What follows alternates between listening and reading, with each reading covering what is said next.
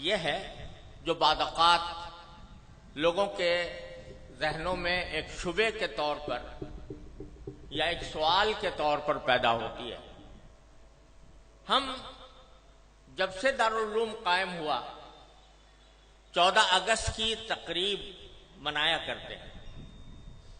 اور اس موقع پر کبھی مختصر کبھی مفصل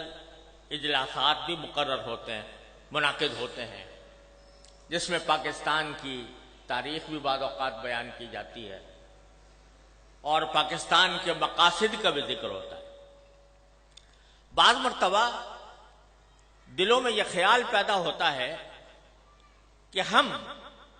جو اپنے آپ کو حضرات علماء دیوبند سے وابستہ قرار دیتے ہیں اور انہی کے خوشہ چی ہیں، کیونکہ ہمیں اس بات پر مکمل اعتماد، الحمدللہ مکمل اعتماد اور یقین ہے کہ حضرات اکابر علماء دیوبند ہمارے بہترین اسوہ اس لیے ہیں کہ وہ اتباع سنت کی تصویر ہے، اور ہمیں اس بات پر مکمل اعتماد ہے کہ اہل السنت والجماعہ کا جو طریقہ ہے وہ ہمارے حضرات اکابر علماء دیوبند اس کا مظہر ہے،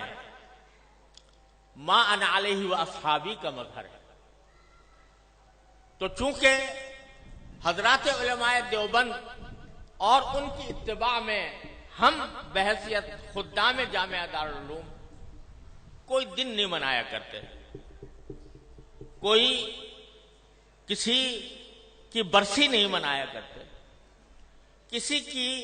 پیدائش کا دن نہیں منایا کرتے، یہاں تک کہ اس کائنات میں سب سے زیادہ عظیم ہستی جو در حقیقت وجہ تخلیق کائنات ہے جناب محمد الرسول اللہ صلی اللہ علیہ وسلم، آپ کا یوم پیدائش بھی ہم لوگ نہیں مناتے۔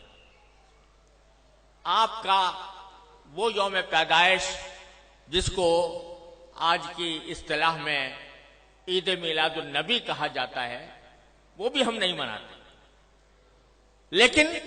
یوم پاکستان مناتے ہیں، 14 اگست کو یوم آزادی مناتے ہیں۔ تو بعض لوگوں کے دلوں میں یہ خیال پیدا ہوتا ہے کہ جب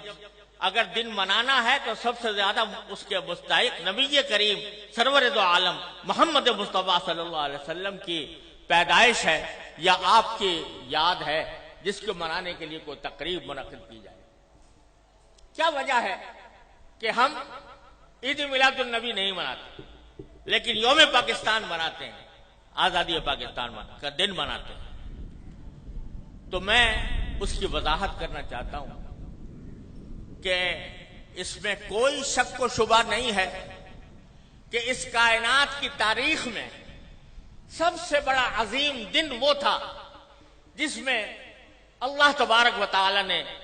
اس کائنات کی ہدایت کے لیے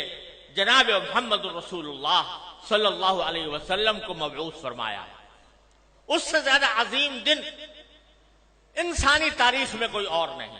جس میں آپ تشریف لائے، لیکن آپ ہی کی تعلیمات اور آپ ہی کی سنت اور آپ کے جانثار صحابہ کرام کی سنت یہ ہے کہ انہوں نے کبھی نبی کریم سرور دو عالم صلی اللہ علیہ وسلم کا دن نہیں منایا، اور اس لیے نہیں منایا کہ اللہ تبارک و تعالی نے رسول کریم صلی اللہ علیہ وسلم کو اس لیے مبعوث فرمایا تھا تاکہ آپ کی ہدایت کی روشنی سے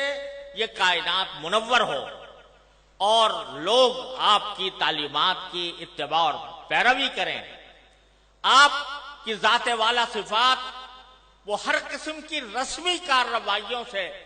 کہیں بالا تر ہے، اور حضرات صحابہ کرام جو آپ کی زندگی کے ایک سانس کے بدلے اپنی ساری زندگیاں نچھاور کر سکتے تھے، انہوں نے کبھی یہ دن نہیں منایا۔ جب انہوں نے جو کوئی چیز نہ منائی ہو اور انہوں نے اس سے اعتراض کیا ہو اور اس کے بجائے ساری زندگی اتباع سنت کی کوشش کی ہو، اس کو اگر ہم منانا شروع کریں تو دین کے اندر ایک اضافہ ہوگا، دین کے احکام میں ایک اضافہ ہوگا، اور دین کے کام میں کوئی اضافہ وہ بدعت کہلاتا ہے۔ من احدث فی امرنا ھذا فہو رد، تو وہ بدعت بن جاتا ہے، کیونکہ وہ ایک مذہبی معاملہ ہے۔ عید میلاد النبی مذہبی تقریب کے طور پر منائی جاتی ہے، مذہبی عید کے طور پر، عید کا نام اس کا رکھا گیا ہے، اور وہ مذہبی تقریب ہے۔ اور مذہبی تقریب اگر کوئی شخص مذہب کا حصہ سمجھ کر وہ بنائے گا تو دین میں ایک اضافہ ہوگا جس کا نام بدعت ہے۔ اس لیے ہمارے اکابر علماء کرام نے اس بنانے کا اہتمام نہیں کیا۔ جہاں تک یہ 14 اگست کا تعلق ہے، 14 اگست کے یوم آزادی کا تعلق ہے، یہ کوئی مذہبی تقریب نہیں ہے، یہ کوئی دینی اجتماع نہیں ہے، یہ دینی تقریب نہیں ہے، بلکہ یہ ملکی تقریب ہے، اور ملک کی آزادی کے طور پر، اس کے ایک نشان کے طور پر اس کو منایا جاتا ہے۔ کوئی شخص بھی جو اس کو منانے والا ہے وہ اس کو دین کا حصہ سمجھ کر نہیں مناتا، اس کو مذہب کا جز سمجھ کر نہیں بناتا، بلکہ ایک ملکی تقریب ہے، ایک ملک کے اللہ تبارک و تعالیٰ نے ایک ملک ہمیں عطا فرمایا، اور ایسا ملک عطا فرمایا جس کی تفصیل مولانا عزیز الرحمان صاحب نے بیان کی ہے، تو وہ ہم ایک ملک کی تقریب کے طور پر بناتے ہیں۔ بدعت اس وقت بنتی ہے کوئی چیز جو شریعت میں نہ ہو اور شریعت کا حصہ اس کو بنا دیا جائے، لیکن یہ کوئی شریعت کا حصہ نہیں، یہ کوئی دین کا کوئی دینی تقریب نہیں، دینی عید نہیں، دینی مذہب نہیں، دین کا کوئی مذہبی حصہ نہیں، لہذا یہ ایک ملکی تقریب ہے۔ اور یہ ایسا ہے جیسے کہ اگر کوئی شخص اپنے گھر کے اندر کوئی کسی اپنے گھر کی تعمیر ہوئی اور اس تعمیر کے اوپر کوئی اجتماع کرے، کوئی دعوت کرے، تو یہ کوئی مذہب کی تقریب نہیں ہے، کوئی دین کی تقریب نہیں ہے۔ اسی طریقے سے ہم یوم آزادی پاکستان کا اس لیے مناتے ہیں کہ اللہ تبارک و تعالیٰ نے اپنے فضل و کرم سے یہ نعمت ہمیں عطا فرمائی تھی، اور ملکی تقریب کے طور پر اس کو منایا جاتا ہے۔ دوسری بات یہ ہے